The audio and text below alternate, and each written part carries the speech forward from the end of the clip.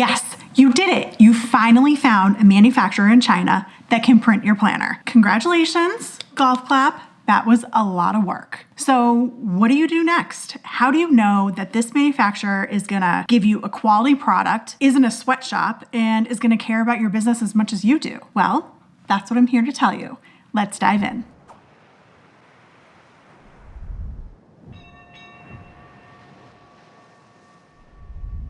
Hey there, I'm Heather Harris, founder of Copper Bottom Design Co., a boutique product development agency that not only designs planners, but helps you get them manufactured overseas. Welcome if you're new here, and if you're not, welcome back. I'm so excited to show you the ropes on how to manufacture your planner in China. So you've found the name of a manufacturer that you think can make your planner for you. Congratulations, I know that name was hard won. For those of you who are still searching for a manufacturer to print your planner, check out websites like Alibaba or madeinchina.com. You'll have to sift through a lot of names, so grab your favorite drink and settle in. It's gonna take some work. If you're lucky, you can get a referral from a fellow product-based business, which is the best way to get the name of a manufacturer because you know that this other business owner has done all the legwork in vetting this manufacturer.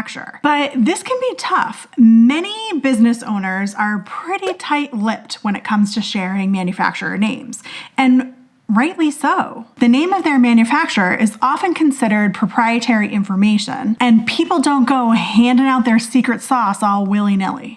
I'll dive deeper into this topic because I think it's super important, so make sure you hit that subscribe button and the bell so you'll be notified when that video goes live. So we got the name of a manufacturer, now what the heck do you do? The first thing you should do after getting the name and contact info of a vendor in China is to send an email and introduce yourself. Tell them a little bit about you, your business, and what you're looking to make. I'd keep this email on the short and sweet side. There's no need to get into details of your product specs and your timeline. You're just really making an introduction. The purpose of this email is to gauge their response time and vet their customer service. You also want to vet them for ethical practices. This is a deal breaker for me. I won't work with any manufacturer unless they can prove that they adhere to certain ethical standards and guidelines of decent work. To do this, you simply ask them to provide an SA 8000 certificate or a SMETA audit report. I dive into great detail on these reports in a past video, so make sure you watch that one next. It's super important and you need this information. So that's it. It's a short and sweet email. Hi, this is my name. This is my business. I'm looking for a manufacturer to help make me a planner, and I'm wondering if you could provide me with an SA 8000 or SMETA audit report. Of course,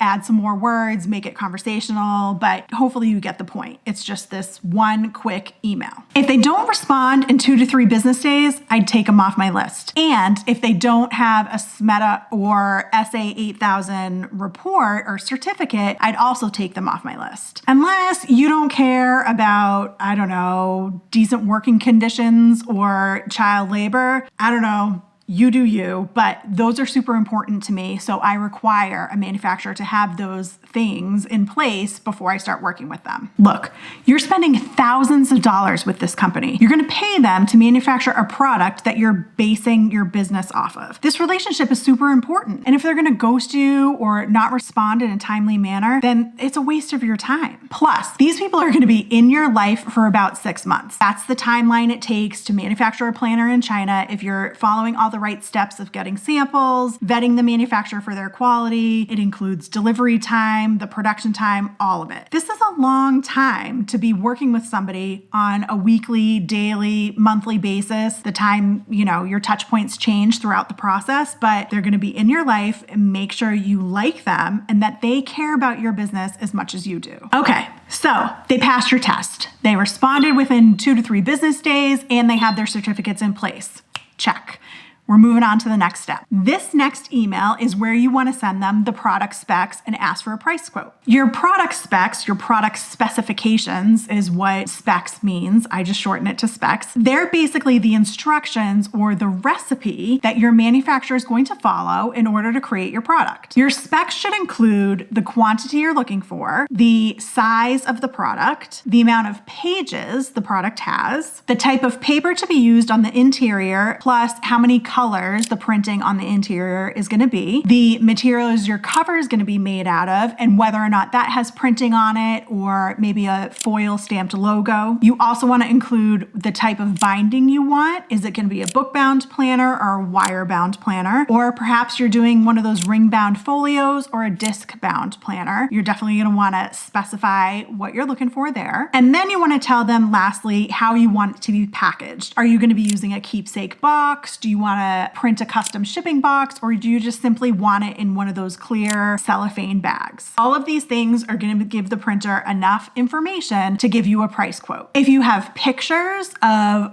products that have similar features, then this is bonus points. You want to make sure you include those in your email so that the manufacturer can get a clear idea of exactly what you're looking for. And pictures especially help if you don't know all the technical terms for the pieces of the planner that you want, or if you're just having a hard time describing it in words. Pictures are worth 1,000 words, right? Remember, this person that you're communicating with, even though they're speaking English and communications are going smoothly at this point, you need to keep in mind that English is not their first language. So I suggest you explain things in detail and talk to them as if they were a child. And I don't mean to be condescending. These are highly intelligent people. You just want to use simple words and simple terms so that you can clearly get your point across. In addition to asking for pricing, you also want to ask for a timeline. Timeline is huge when you're manufacturing a planner. And especially if you're vetting a couple different manufacturers against one another, you want to compare their pricing plus their timeline. If somebody's going to take too long to meet your deadlines, then they might be out from the get-go, and you need that information from the beginning. You also want to request any samples ahead of time. If there's certain samples you want, ask if those have an extra cost and the timeline to get those samples to you before production starts. So this way you have a picture of